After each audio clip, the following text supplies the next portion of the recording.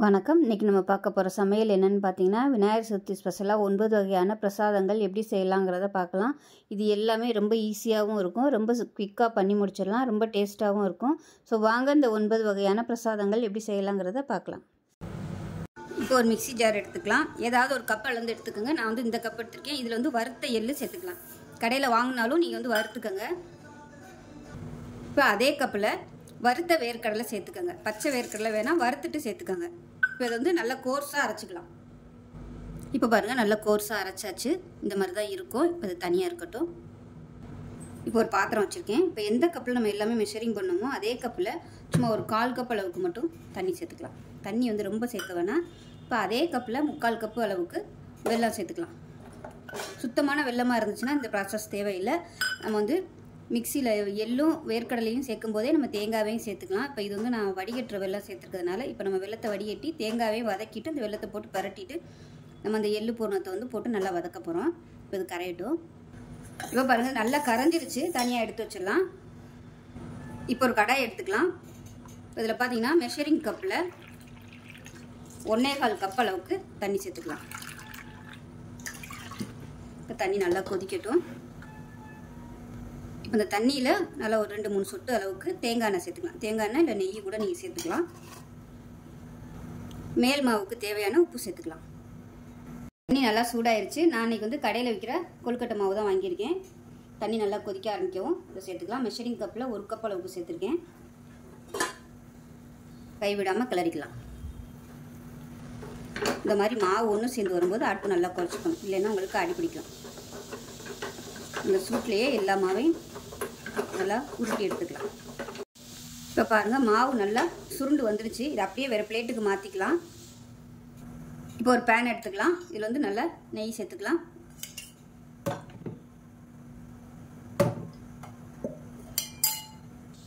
நெய் நல்லா சூடானதும் 1 கப் அளவுக்கு துருவன தேங்காய் எடுத்துருக்கேன். இதை சேர்த்துக்கலாம். சேர்த்து நல்லா வதக்கி விட்டுக்கலாம்.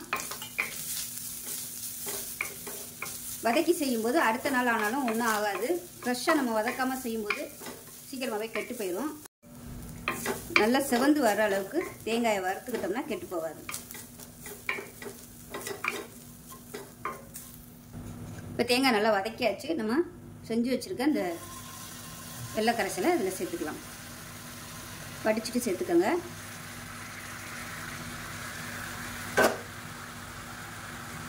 இதை நல்லா கலந்து விட்டுக்கலாம். இப்போ எல்லாம் ஒன்று சேர்ந்து நல்லா கெட்டியாக வரணும். அதனால தான் ஆரம்பத்தில் தண்ணி வந்து நம்ம கம்மியாகவே ஊற்றிட்டோம்னா சீக்கிரமாகவே கெட்டியாயிடும். இப்போ பாருங்கள், நல்லா கெட்டியாக வர ஆரம்பிச்சிருச்சு. இந்த ஸ்டேஜில் நம்ம வந்து மிக்சியில் போட்டு அரைச்சி வச்சுருக்க இந்த எள்ளு வேர்க்கடலையே இதோட சேர்த்துக்கலாம். இனிப்பு வந்து உங்களோட சுவைக்கு தகுந்த மாதிரி சேர்த்துக்கோங்க. நான் வந்து கொஞ்சம் கம்மியாக தான் சேர்த்துருக்கேன் இனிப்பு. ஏன்னா வேர்க்கடலையுமே லைட்டாக ஸ்வீட்னஸ் இருக்கும். இது எல்லாத்தையும் சேர்த்து ஒன்றா நம்ம மிக்ஸ் பண்ணி விட்டுக்கலாம்.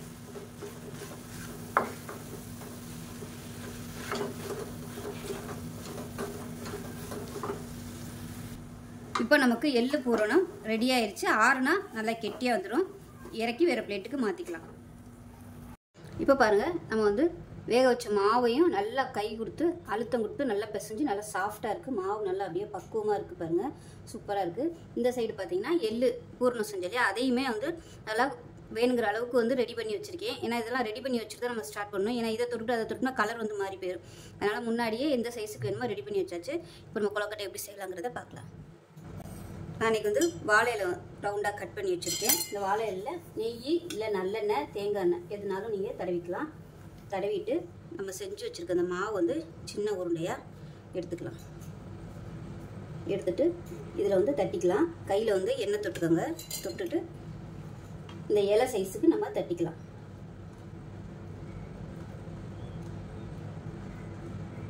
நம்ம எக்ஸஸாக இருந்துச்சுனாலும் நம்ம எடுத்துக்கலாம், ஒன்றும் பிரச்சனை இல்லை. எவ்வளோ தூரம் மெல்லிஸாக தட்ட முடியுமோ இந்த மாதிரி தட்டிட்டு நம்ம செஞ்சு வச்சுருக்க இந்த பூரணத்தை இதுக்கு நடுவில் வச்சிடலாம். வச்சுட்டு இப்போ இந்த இலையை வந்து நம்ம அப்படியே மூடிடலாம்.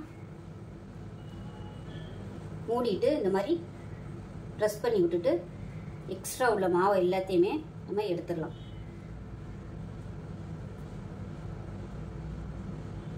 இல்லை ஒரு கத்திரி கூட வச்சு கட் பண்ணிக்கலாம்.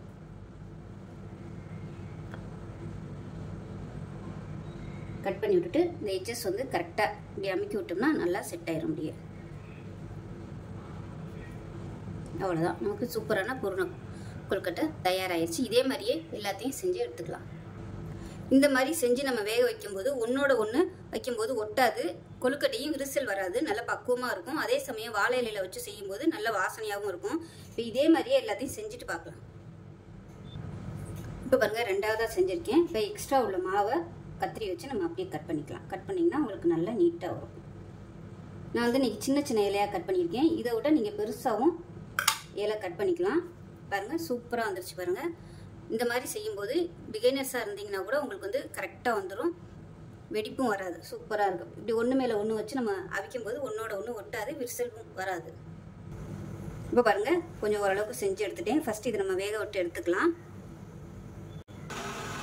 இப்போ பாருங்கள், தண்ணி நல்லா கொதிக்க ஆரம்பிச்சிருச்சு, ஆவி வருது. இப்போ நம்ம செஞ்சு வச்சுருக்க இந்த பூரண கொழுக்கட்டையை அதில் வச்சுக்கலாம்.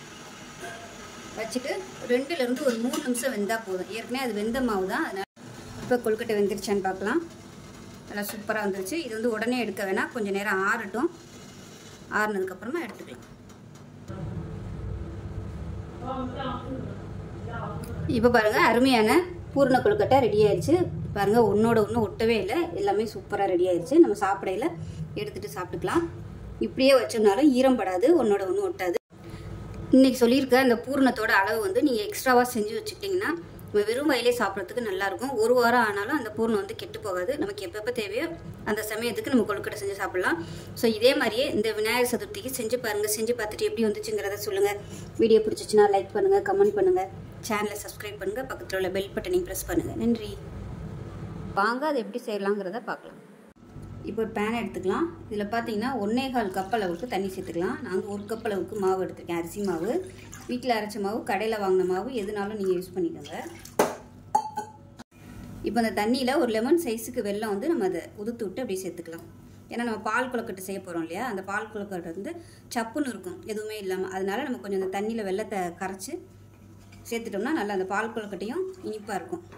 எவ்வளோ தான் நம்ம அதில் ஊற வச்சோம்னாலும் அதில் வந்து அந்த அளவுக்கு சாராது. இந்த மாதிரி லைட்டாக கொஞ்சம் வெல்லம் சேர்த்து அந்த கொழுக்கட்டை செஞ்சுட்டு செய்யும்போது நல்லாயிருக்கும். இப்போ இது கரையவும் நம்ம வடிகட்டிக்கலாம். சுத்தமான ஆர்கானிக் சக்கரை வந்து ரெடிமேடாகவே கிடைக்கிது, அது கூட நீங்கள் யூஸ் பண்ணிக்கலாம். அது யூஸ் பண்ணிங்கன்னா உங்களுக்கு வடிகட்டணும்னு அவசியம் இல்லை. இது வந்து பாகு வெல்லங்கிறதுனால அதில் வந்து கல் தூசியெல்லாம் இருக்கும். அதனால் நம்ம வடிச்சிட்டு சேர்த்துக்கிறது நல்லது. வெல்லம் நல்லா கரைஞ்சிருச்சு, வடிச்சுக்கலாம். இப்போ வடித்த தண்ணி அதில் சேர்த்துக்கலாம். சேர்த்துட்டு இது கொஞ்சம் நல்லா கொதிக்க ஆரம்பிக்கட்டும். தண்ணி நல்லா கொதிக்க ஆரம்பிக்குது. இதில் ஒரு சிட்டிகை உப்பு சேர்த்துக்கலாம். சேர்த்துட்டு நம்ம எடுத்து வச்சுருக்க அந்த அரிசி மாவை அப்படியே கொஞ்சம் கொஞ்சமாக சேர்த்து கிளறி விட்டுக்கலாம். அடுப்பு வந்து நல்லா இப்போ குறைச்சி வச்சுக்கோங்க.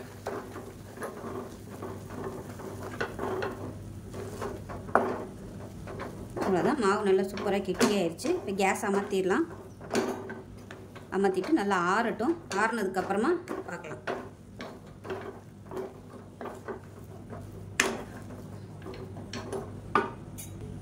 இப்போ ஒரு பேன் எடுத்துக்கலாம். இதில் பார்த்தீங்கன்னா மெஷரிங் கப்பில் 1 கப் அளவுக்கு வெல்லம் எடுத்திருக்கேன். 1 கப் அரிசிக்கு 1 கப்லேருந்து 1.25 கப் வரைக்கும் நீங்கள் சேர்த்துக்கலாம், உங்களோட ஸ்வீட்னஸ் பண்ணுற மாதிரி. இப்போ தண்ணி வந்து நல்லா 1 கப் அளவுக்கு சேர்த்துக்கலாம். இப்போ பாருங்கள், வெல்லம் சேர்த்து கரைஞ்சிருச்சு. இப்போ நம்ம வடிகட்டிக்கலாம். இப்போ ஒரு கடாய் எடுத்துக்கலாம். இதில் மெஷரிங் கப்பில் நல்லா ஒரு 3 கப் அளவுக்கு தண்ணி சேர்த்துக்கலாம்.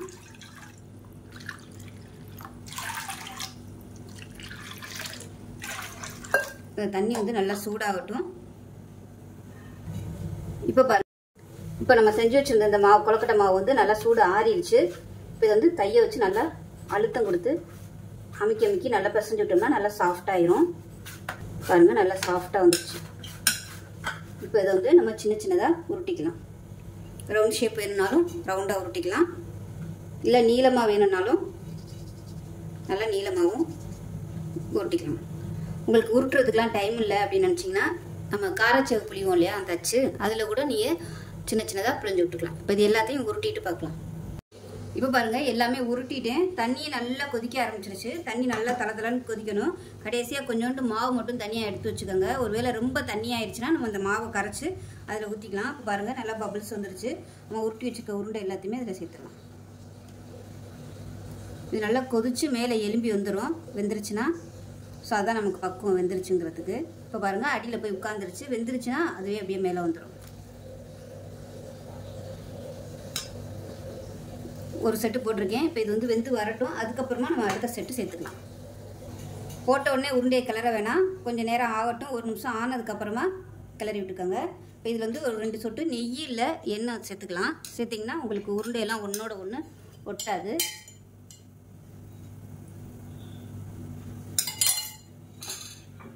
இப்போ லைட்டாக மிக்ஸ் பண்ணி விட்டுக்கோங்க. பாருங்க போட்டது எல்லாமே வெந்து மேலே மிதக்க ஆரம்பிச்சிருச்சு. இந்த ஸ்டேஜில் மிச்சம் இருக்கிற எல்லாத்தையும் போட்டுக்கலாம். மொத்தமாக எல்லாத்தையும் போட்டோம்னா ஒன்றோட ஒன்று ஒட்டிக்கிறோம். அதனால நம்ம 2 செட்டாக போட்டுக்கலாம். கொஞ்சம் எப்பயுமே அகலமான பேனாக எடுத்துக்கோங்க.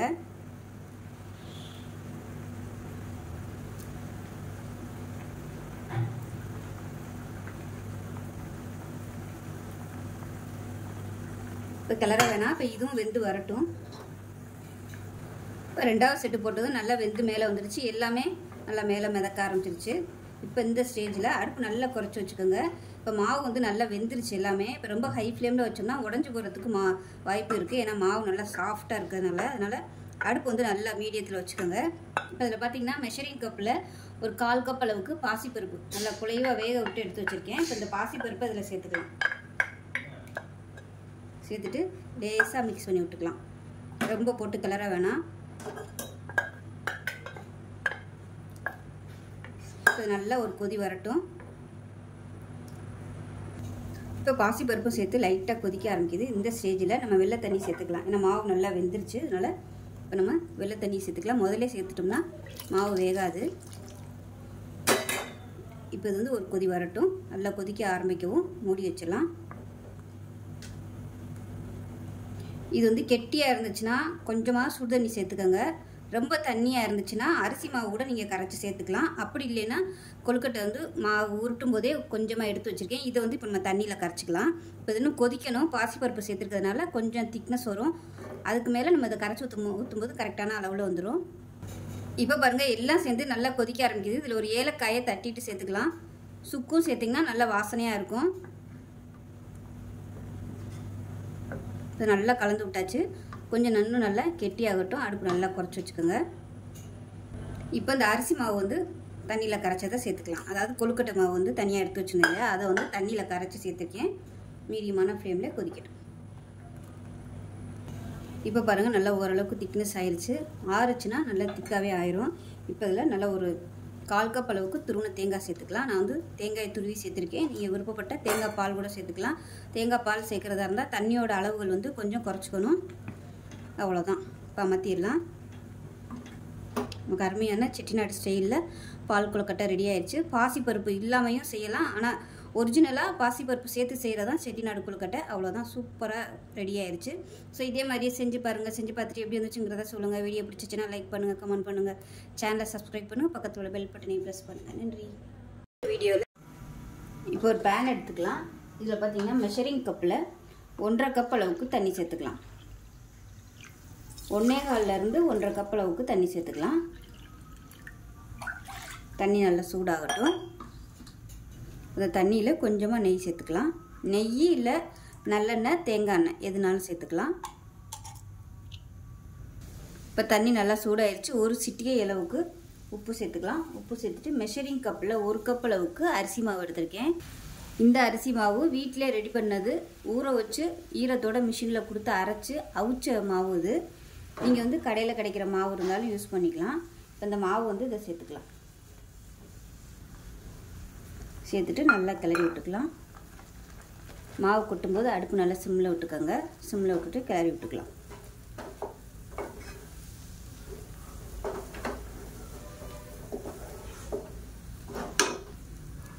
இப்போ பாருங்கள் மாவு வந்து நல்லா கிளறியாச்சு. இப்போ வந்து அமர்த்திடலாம். அரிசி மாவை பொறுத்து தண்ணியோட அளவு வந்து மாறுபடும். இது வந்து அவிச்ச மாவு, அதனால் தண்ணி வந்து அதிகம் இழுக்கலை. இதுவே 1 கப்பு வச்சுருந்தா கரெக்டாக இருந்திருக்கும். அரிசியை பொறுத்து தண்ணியோட அளவு மாறுபடும். அதனால் நீங்கள் 1.25 வச்சுக்கோங்க, கரெக்டாக இருக்கும். பத்தாமல் போச்சுனாலும் நம்ம திருப்பி வேக வைக்கும்போது கரெக்டாக வந்துடும். இப்போ கேஸ் அமர்த்திடலாம். அமர்த்திட்டு இது ஆறட்டும். ஆறுனதுக்கப்புறம் பார்க்கலாம்.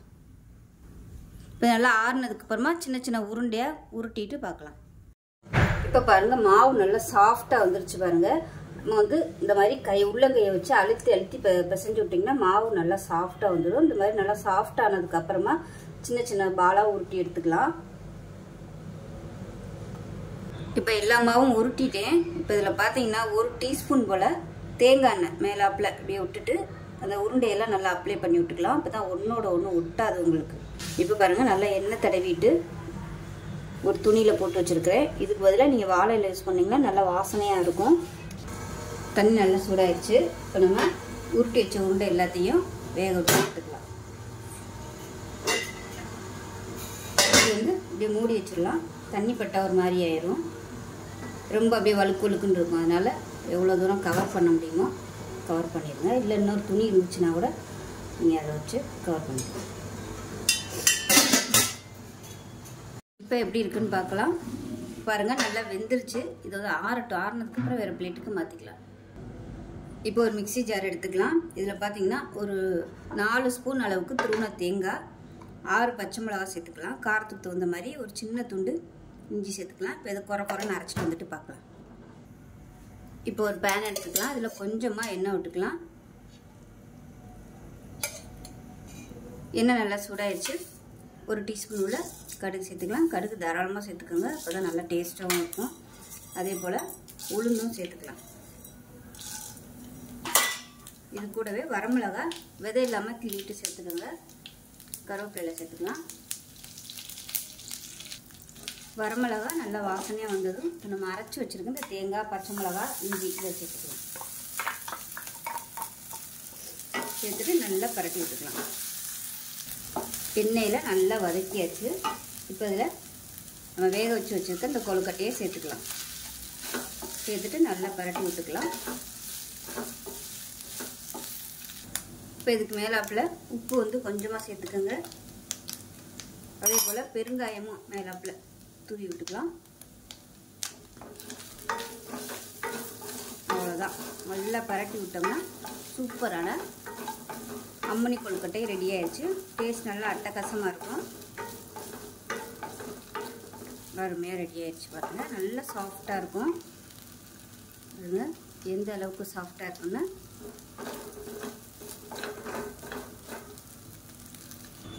இப்போ இன்னொரு கடாய் எடுத்துக்கலாம். இனிப்பு செய்கிறதுக்கு இதில் நெய் சேர்த்துக்கலாம்.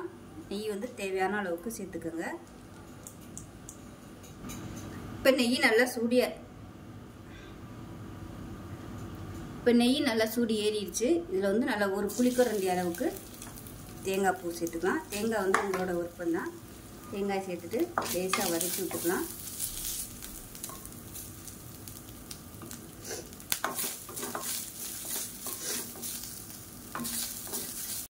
இப்போ தேங்காயை சேர்த்து நல்லா வாசனை வர அளவுக்கு வதக்கிக்கலாம். வதக்கிட்டு இப்போ இதில் சர்க்கரை சேர்த்துக்கலாம். நாட்டு சர்க்கரை. இது சுத்தமான ஆர்கானிக் சர்க்கரை. அதனால் நான் வந்து அப்படியே சேர்த்துக்கிறேன். உங்களோட இனிப்புக்கு தகுந்த மாதிரி சேர்த்துக்கோங்க. நான் வந்து ஒரு 2 டேபிள் ஸ்பூன் அளவுக்கு சேர்த்துருக்கேன். இதையும் சேர்த்து லேசாக பரட்டிக்கலாம். இப்போ இதில் கொஞ்சமாக தண்ணி சேர்த்துக்கலாம்.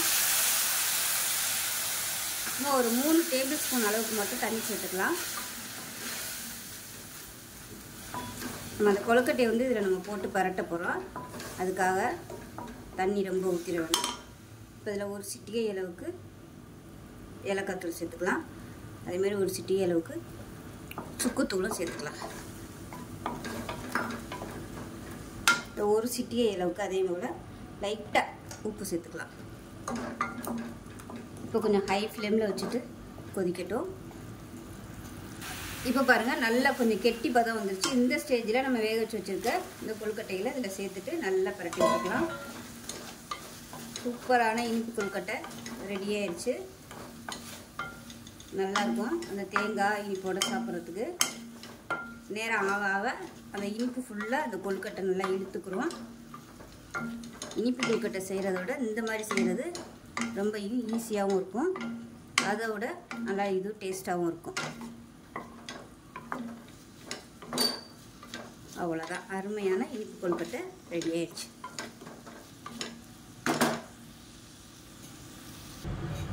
இப்போ பாருங்கள், அருமையான இனிப்பு கொழுக்கட்டை ரெடி ஆயிடுச்சு.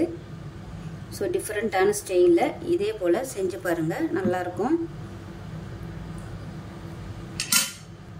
இப்போ அதே போல் கார கொழுக்கட்டையும் ரெடி ஆயிடுச்சு. வெறும் கடுகு உளுந்து போட்டு தாளிக்காமல் இந்த மாதிரி மசாலா சேர்த்து செய்யும்போது இன்னுமே சூப்பராக இருக்கும். இப்போ இதோட புதினாவும் சேர்த்து அரைச்சி பண்ணிங்கன்னா நல்ல ஃப்ளேவராக இருக்கும். அடுத்த வீடியோவில் புதினாவும் சேர்த்து அம்னி கொழுக்கட்டை எப்படி செய்யலாங்கிறத பார்க்கலாம். ஸோ இதே மாதிரி இந்த விநாயகர் சதுர்த்திக்கு செஞ்சு பாருங்கள். செஞ்சு பார்த்துட்டு எப்படி வந்துச்சுங்கிறத சொல்லுங்கள். வீடியோ பிடிச்சிச்சுன்னா லைக் பண்ணுங்கள், கமெண்ட் பண்ணுங்கள், சேனலை சப்ஸ்கிரைப் பண்ணுங்கள், பக்கத்தில் உள்ள பெல் பட்டனையும் ப்ரெஸ் பண்ணுங்கள். நன்றி. அதை பார்க்கலாம். இப்போ ஒரு கடாய் எடுத்துக்கலாம். இதில் வந்து ஏதாவது ஒரு கப் அளந்து எடுத்துக்கோங்க. நான் வந்து இந்த கப் எடுத்திருக்கேன். இதில் வந்து 1.5 கப் அளவுக்கு வெள்ளை அவல் எடுத்திருக்கேன். நீங்கள் சிவப்பு அவல் கூட எடுத்துக்கலாம். இப்போ இது வந்து நல்லா மொறுமொறுன்னு வர அளவுக்கு வறுக்கணும். இப்போ பாருங்கள், அவல் நல்லா வறுபட்டுருச்சு.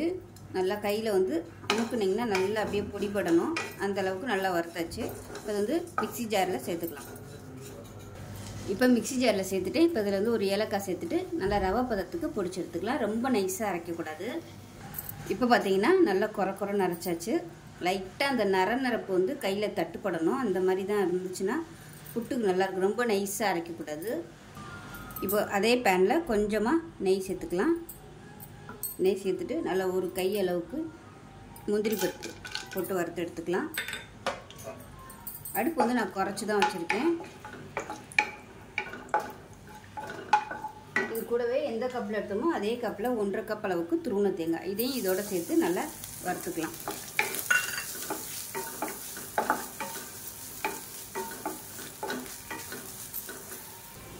இப்போ இது நல்லா வதங்கிடுச்சு. இதை தனியாக எடுத்து வச்சிடலாம்.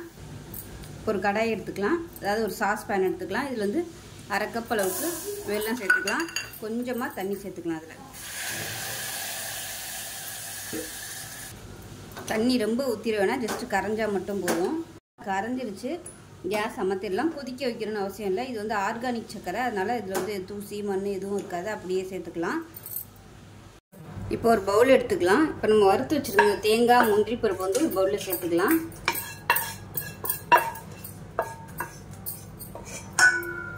சேர்த்துட்டு பொடி பண்ணி வச்சுருக்க இந்த அவல் ரவையும் சேர்த்துக்கலாம். சேர்த்துட்டு நல்லா கலந்து விட்டுக்கலாம். இப்போ இது வந்து காய்ச்சி ஆற வச்ச பால். இது வந்து கொஞ்சமாக தண்ணி தெளிச்சு, அதாவது தெளித்து பிசைஞ்சுக்கலாம். ரொம்ப ஊற்றிடக்கூடாது.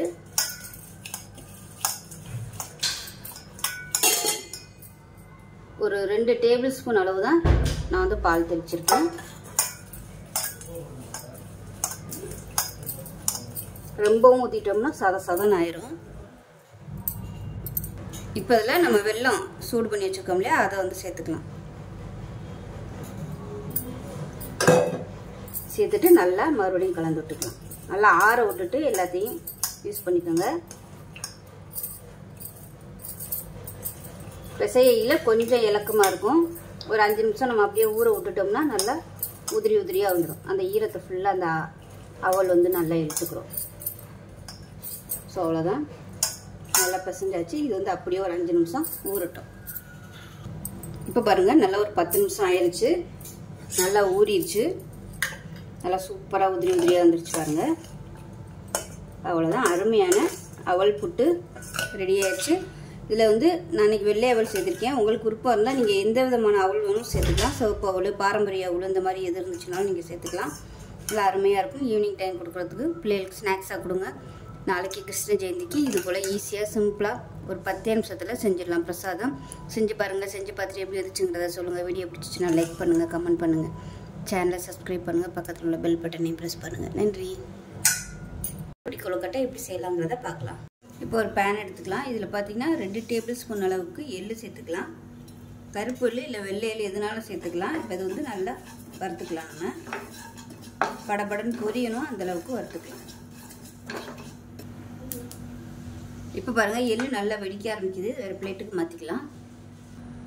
இப்போ அதே பேனில் நல்லா ஒரு 3 டீஸ்பூன் போல் நெய் சேர்த்துக்கலாம். உங்களோட விருப்பம் தான், எவ்வளோ நாளும் நெய் சேர்த்துக்கலாம்.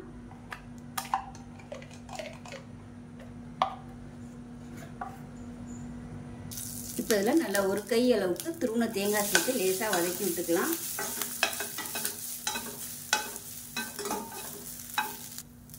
இப்போ பாருங்கள் தேங்காய் வந்து நெய்யில் நல்லா செவக்க வதக்கியாச்சு. இப்போ இந்த ஸ்டேஜில் நம்ம தண்ணி சேர்த்துக்கலாம்.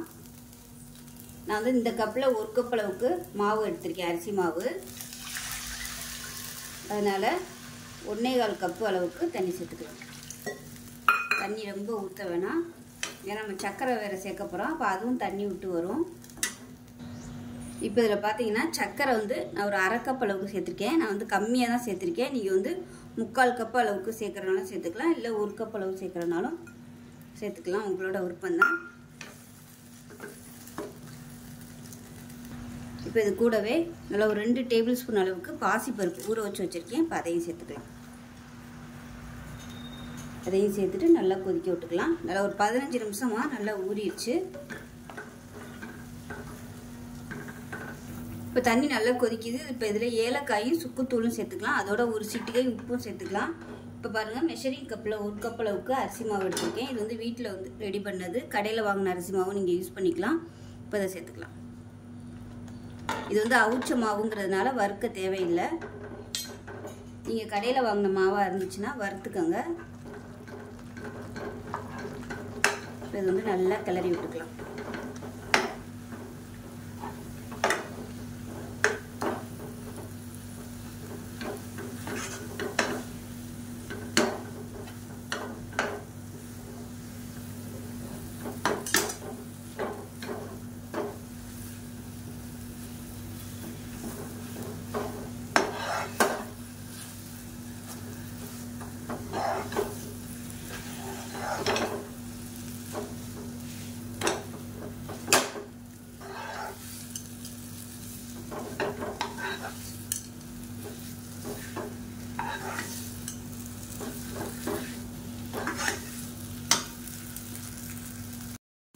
இப்போ பாருங்கள் மாவு நல்லா சுருண்டு வந்துருச்சு. இந்த ஸ்டேஜில் வந்து நம்ம அமர்த்திடலாம். அமர்த்திட்டு இதை வேறு பிளேட்டுக்கு மாற்றிக்கலாம். பாருங்கள் மாவு வந்து நல்லா கை பொறுக்கிற அளவு சூடு வந்துருச்சு. இப்போ இதை வந்து நல்லா பிசைஞ்சு விட்டுக்கலாம். இந்த மாதிரி நல்லா மடித்து விட்டு பிசைஞ்சுக்கோங்க. இப்போ இதில் நம்ம வறுத்து வச்சுருந்த இந்த எள்ளையும் சேர்த்துக்கலாம். சேர்த்துட்டு நல்லா பிசைஞ்சு விட்டுக்கலாம். நல்லா சாஃப்டாக வர அளவுக்கு பிசைஞ்சுக்கலாம்.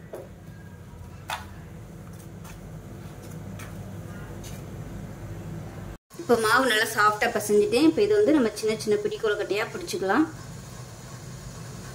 இந்த மாதிரி எல்லாத்தையும் பிடிச்சிட்டு பார்க்கலாம். இப்போ பாருங்கள் பாத்திரத்தில் தண்ணி ஊற்றிருக்கேன். தண்ணி நல்லா கொதிச்சு ஆவி வர ஆரம்பிச்சிருச்சு. நம்ம பிடிச்சி வச்சுக்க இந்த கொழுக்கட்டை எல்லாத்தையுமே ஆவியில் நல்லா ஒரு 3 நிமிஷம் வெந்தால் போதும். வெந்ததுக்கப்புறம் பார்க்கலாம். இப்போ கொழுக்கட்டை வந்து நல்லா வெந்திருக்கும். இப்போ சூடோடு எடுத்தோம்னா பிஞ்சிட்டு வரும். அதனால் கொஞ்சம் நல்லா ஆறட்டும். நல்லா சாஃப்டாக வந்துருச்சு பாருங்கள். இதனால் ஆறட்டும். ஆறுனதுக்கப்புறம் எடுக்கலாம். இப்போ பாருங்கள் நல்லா ஆறுனதும் தட்டில் எடுத்து வச்சுட்டேன். நல்லா சாஃப்டான அருமையான கொழுக்கட்டை ரெடி ஆயிடுச்சு. பாருங்கள் எந்த அளவுக்கு சாஃப்டாக இருக்குன்னு. டேஸ்ட்டு நல்லா அட்டகாசமாக இருக்கும். ஸோ இதே மாதிரியே செஞ்சு பாருங்கள். செஞ்சு பார்த்துட்டு எப்படி வந்துச்சுங்கிறத சொல்லுங்கள். வீடியோ பிடிச்சிச்சுன்னா லைக் பண்ணுங்கள், கமெண்ட் பண்ணுங்கள், சேனலை சப்ஸ்கிரைப் பண்ணுங்கள், பக்கத்தில் உள்ள பெல் பட்டனையும் ப்ரெஸ் பண்ணுங்கள். நன்றி. ஒரு மிக்ஸி ஜார் எடுத்துக்கலாம். இதில் பார்த்திங்கன்னா ஒரு 5-6 பச்சை மிளகாய் சேர்த்துக்கலாம். இது காரம் இருக்காது, அதுவும் சின்ன மிளகாயாக இருக்கிறதுனால நான் ஒரு 5-6 எடுத்திருக்கேன். ஒரு 4 துண்டு இஞ்சி சேர்த்துக்கலாம். ஒரு கைப்பிடி அளவு கொஞ்சமாக கொத்தமல்லியில் சேர்த்துக்கலாம். இதை 1-2 அரைச்சிக்கலாம். இப்போ ஒரு பேன் எடுத்துக்கலாம். தேவையான அளவுக்கு எண்ணெய் விட்டுக்கலாம். இப்போ எண்ணெய் நல்லா சூடாயிடுச்சு. 1 டீஸ்பூன் போல் கடுகு சேர்த்துக்கலாம். 1 டீஸ்பூன் உளுந்து சேர்த்துக்கலாம். கொஞ்சமாக கருவேப்பிலை சேர்த்துக்கலாம். 3 வரமிளகாயை கிள்ளிட்டு சேர்த்துக்கலாம்.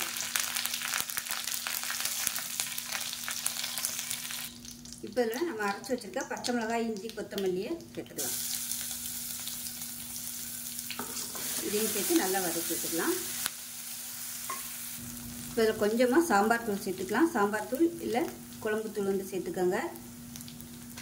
நான் வந்து ஒரு 1/2 டேபிள் ஸ்பூன் அளவுக்கு சேர்த்துருக்கேன். இதை லேசாக எண்ணெயில் வதக்கி விட்டுக்கலாம். இதில் கொஞ்சமாக பெருங்காயத்தூள் சேர்த்துக்கலாம். சேர்த்து கலந்து விட்டுட்டு 1 கப் அளவுக்கு மெஷரிங் கப்பில் 1 கப் அளவுக்கு கொண்டக்கடலை நல்லா வேக விட்டு எடுத்து வச்சுருக்கேன். நல்லா ஒரு 5 மணி நேரம் ஊற வச்சு குக்கரில் போட்டு நல்லா சாஃப்டாக வெந்துருச்சு பாருங்கள். இந்த அளவுக்கு வேக விட்டு எடுத்து வச்சுருக்கேன். இதை சேர்த்துக்கலாம். இதையும் சேர்த்து நல்லா ஒரு பரட்டிக்கலாம். இப்போ பாருங்கள் நல்லா கலந்து விட்டாச்சு. உப்பு பத்தலைன்னா மேலாப்பில் உப்பு சேர்த்துக்கோங்க. நான் கொண்டக்கடலை வேக வைக்கல உப்பு சேர்த்துருக்கேன். இப்போ இதில் தேவையான அளவுக்கு தேங்காய் பூ சேர்த்துக்கலாம். நான் வந்து நல்லா ஒரு 3 ஸ்பூன் அளவுக்கு தேங்காய் பூ சேர்த்துக்கேன். அவ்வளோதான். இதையும் சேர்த்து நல்லா பரட்டி விட்டோம்னா அருமையான மசாலா சுண்டல் ரெடி ஆயிடுச்சு. வெறும் சுண்டலாக பண்ணுறதுக்கு இது மாதிரி பண்ணோம்னா நல்ல டேஸ்ட்டாகவும் இருக்கும், வித்தியாசமாகவும் இருக்கும். விநாயகர் சதுர்த்திக்கு இது மாதிரி செஞ்சு பாருங்கள். நார்மலாக பண்ணும்போது இதோட பூண்டு சேர்த்திங்கன்னா இன்னும் நல்லா ஃப்ளேவராக இருக்கும். ஸோ சாமிக்கு கீழே பூண்டு சேர்க்க வேணாம். அவ்வளோதான், சூப்பராக ரெடி ஆயிடுச்சு. செஞ்சு பாருங்கள். செஞ்சு பார்த்துட்டு எப்படி இருந்துச்சுங்கிறத சொல்லுங்கள். வீடியோ பிடிச்சிச்சுன்னா லைக் பண்ணுங்கள், கமெண்ட் பண்ணுங்கள், சேனலை சப்ஸ்கிரைப் பண்ணுங்கள், பக்கத்தில் உள்ள பெல் பட்டனை ப்ரெஸ் பண்ணுங்கள். நன்றி. பார்க்கலாம். பார்த்திங்கன்னா 1 கப் அளவுக்கு அவல் எடுத்திருக்கேன். ஸோ நான் வந்து இன்றைக்கி வெள்ளை அவல் எடுத்திருக்கேன். நீங்கள் சிவப்பு அவல் கூட நீங்கள் யூஸ் பண்ணிக்கலாம், இன்னும் நல்லா ஹெல்த்தியாக இருக்கும். இப்போ வந்து நல்லா மொறுன்னு வறுத்துக்கலாம். நான் வந்து இன்றைக்கி இந்த கப்பில் தான் எல்லாமே அளந்துருக்கேன். இதே கப்பில் எல்லாத்தையும் அளந்துக்குங்க. இப்போ பாருங்கள், அவல் நல்லா வறுபட்டுருச்சு. இது வந்து மிக்ஸி ஜாரில் சேர்த்து நல்லா நைஸாக பொடிச்சிட்டு பார்க்கலாம். இதில் பார்த்தீங்கன்னா ஒரு 2 டீஸ்பூன் அளவுக்கு எண்ணெயும் நெய்யும் கலந்து வச்சுருக்கேன். இப்போ அதை சேர்த்துக்கலாம். இப்போ எண்ணெய் சூடாகவும் முந்திரி பருப்பும் கிஸ்மிஸ் பழமும் வறுத்து எடுத்துக்கலாம். இப்போ பாருங்கள், கிஸ்மிஸ் பழம் நல்லா பலூன் மாதிரி உப்ப ஆரம்பிச்சிருச்சு. இது வந்து வேறு பிளேட்டுக்கு மாற்றிக்கலாம். இப்போ இதில் 1/4 கப் அளவுக்கு ரவை சேர்த்துக்கலாம். கொஞ்சமாக, இது வந்து ஒரு 1 டேபிள் ஸ்பூன் அளவுக்கு இருக்கும். இதை வந்து லைட்டாக வறுத்து விட்டுக்கலாம். இப்போ ரவை நல்லா வறுபட்டுருச்சு. இந்த ஸ்டேஜில் நம்ம பொடிச்சு வச்சுருக்க இந்த அவலையும் சேர்த்து ஒரு பரட்டி விட்டுக்கலாம். இப்போ இந்த ரவையை சேர்த்து நல்லா ஒரு பரட்டி விட்டுட்டு பக்கத்தில் வந்து தண்ணி நல்லா கொதிக்க வச்சுருக்கேன். இப்போ அந்த தண்ணியை வந்து ஊற்றிக்கலாம். 1 கப்புக்கு நான் வந்து 3.5 கப்பு தண்ணி எடுத்துருக்கேன். இப்போ அந்த தண்ணியை வந்து அப்படியே அதில் சேர்த்துக்கலாம்.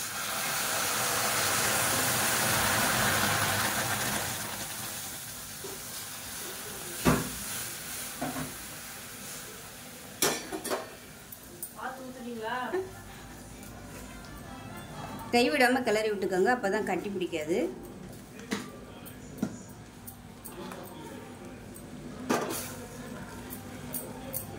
இப்போ இதில் நம்ம எடுத்த கப்பில் ஒரு 1/4 கப் அளவுக்கு பால் சேர்த்துக்கலாம். இதையும் சேர்த்து நல்லா கிளறிக்கலாம். இப்போ இதில் ஒரு சிட்டிகை அளவுக்கு லெமன் எல்லோ கலர் வந்து சேர்த்துக்கலாம். சேர்த்து நல்லா கலந்து விட்டுக்கலாம். இப்போ பாருங்கள், நல்லா வெந்துருச்சு. இந்த ஸ்டேஜில் எந்த கப்பில் எடுத்தோமோ அதே கப்பில் 1 கப் அளவுக்கு ஜீனி சேர்த்துக்கலாம். உங்களுக்கு கம்மியாக வேணும்னா இன்னும் 3/4 கப்பு கூட நீங்கள் சேர்த்துக்கோங்க. அடுப்பு வந்து குறைச்சி இருக்கட்டும்.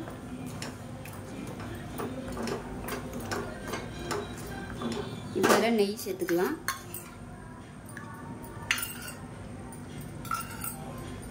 கால் கப் அளவுக்கு நெய் சேர்த்துக்கலாம்.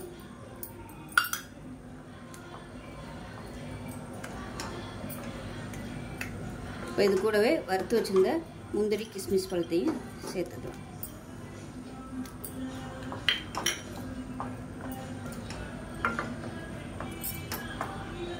இப்போ பாருங்கள், நமக்கு அருமையான அவல் கேசரி ரெடி ஆயிடுச்சு. ஸோ இந்த ஸ்டேஜில் இருக்கையிலே அமர்த்திடுங்க. ஆறுச்சுன்னா நல்லா கெட்டியாக வந்துடும். ரொம்ப ஈஸியாக பண்ணக்கூடிய அவல் கேசரி ரெடி ஆயிடுச்சு. ஸோ இதே மாதிரியே செஞ்சு பாருங்கள். செஞ்சு பார்த்துட்டு எப்படி வந்துச்சுங்கிறத சொல்லுங்கள். வீடியோ பிடிச்சிச்சுன்னா லைக் பண்ணுங்கள், கமெண்ட் பண்ணுங்கள், சேனலை சப்ஸ்கிரைப் பண்ணுங்கள், பக்கத்தில் உள்ள பெல் பட்டனையும் ப்ரெஸ் பண்ணுங்கள். நன்றி. இப்போ ஒரு குக்கர் எடுத்துக்கலாம். இதில் மெஷரிங் கப்பில் ஒரு 1/2 கப் அளவுக்கு பாசிப்பருப்பு சேர்த்து நல்லா வறுத்துக்கலாம். பாசிப்பருப்பு லேசாக அப்படியே செவந்து வரணும், அந்த அளவுக்கு வறுத்துக்கலாம். பாசிப்பருப்பு நல்லா செவந்து வந்துடுச்சு. வேறு பிளேட்டுக்கு மாற்றிக்கலாம். இப்போ இதை நம்ம நல்லா கழுவிட்டு வந்துடலாம். இப்போ பாருங்கள், நல்லா கழுவிட்டு தண்ணி ஊற்றி வச்சுருக்கேன். நல்லா ஒரு 2 கப் அளவுக்கு தண்ணி ஊற்றிருக்கேன். 1/4 கப் அளவுக்கு மாவு ஜவ்வரிசி சேர்த்துக்கலாம். இதையும் சேர்த்துட்டு குக்கரை மூடி வச்சிடலாம்.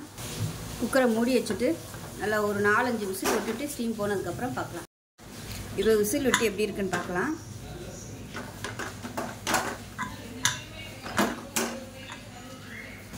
இப்போ பார்த்திங்கன்னா இந்த மாதிரி தான் இருக்கட்டும். நம்ம வெல்லம் வந்து கரைச்சி அந்த தண்ணி ஊற்றி கொதிக்க விடுவோம். அப்போ கரெக்டாக வெந்துடும். தண்ணியை எடுத்து வச்சுக்கலாம். இப்போ ஒரு சாஸ்பேன் எடுத்துக்கலாம். இதில் வந்து எந்த கப்பில் நம்ம பாசிப்பருப்பு எடுத்தோமோ அதே கப்பில் 1 கப் அளவுக்கு வெல்லம் சேர்த்துக்கலாம். இப்போ இதில் மெஷரிங் கப்பில் 1 கப் அளவுக்கு தண்ணி சேர்த்துக்கலாம். அடுப்பு நல்லா மீடியத்தில் வச்சுட்டு தண்ணி நல்லா கொதிக்கட்டும், வெல்லமும் கரையட்டும். இப்போ பாருங்கள், நம்ம போட்ட வெல்லம் எல்லாமே நல்லா கரைஞ்சிருச்சு, தண்ணி கொதிக்க ஆரம்பிச்சிருச்சு. இப்போ இதை எடுத்து நம்ம அதில் ஊற்றிக்கலாம். இப்போ இதை வடிகட்டிட்டு அப்படியே இதில் சேர்த்துக்கலாம்.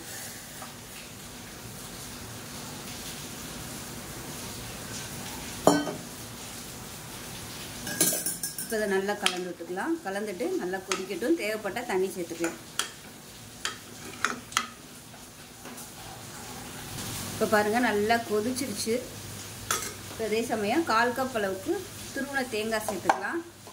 இது வந்து இன்ஸ்டண்ட்டாக பண்ணுறதுங்கிறதுனால அப்படியே நான் தேங்காய் சேர்த்துருக்கேன். நீங்கள் விருப்பப்பட்டால் தேங்காய் பால் கூட சேர்த்துக்கலாம் எடுத்து. இப்போ இது ஒருவேளை உங்களுக்கு ரொம்ப கெட்டியாக இருக்க மாதிரி தோணுச்சுன்னா தண்ணி சுடுதண்ணியாக சேர்த்துக்கோங்க தேவையான அளவுக்கு. இப்போ இதில் ஏலக்காயும் சுக்கு பொடியும் கொஞ்சமாக சேர்த்துக்கலாம். இப்போ பாருங்கள் நல்லா கொதிச்சிருச்சு. அந்த தேங்காயோட எசன்ஸ் எல்லாமே நல்லா இறங்கியிருக்கும். இப்போ நெய்யில் முந்திரி பருப்பு கிஸ்மிஸ் பழம் தாளித்ததை அப்படியே சேர்த்துக்கலாம். அவ்வளோதான், கேஸ் அமர்த்திடலாம். அருமையான உடனடி பாசிப்பருப்பு பாயாசம் ரெடி ஆயிடுச்சு. ஆடி 18க்கு வரலட்சுமி நோம்புக்குலாம் இது மாதிரி டக்குன்னு செய்கிறதுக்கு ரொம்ப ஈஸியாக இருக்கும். செஞ்சு பாருங்கள். செஞ்சு பார்த்துட்டு எப்படி இருந்துச்சுங்கிறத சொல்லுங்கள். வீடியோ பிடிச்சிச்சுன்னா லைக் பண்ணுங்கள், கமெண்ட் பண்ணுங்கள், சேனலை சப்ஸ்கிரைப் பண்ணுங்கள், பக்கத்தில் உள்ள பெல் பட்டனையும் ப்ரெஸ் பண்ணுங்கள். நன்றி.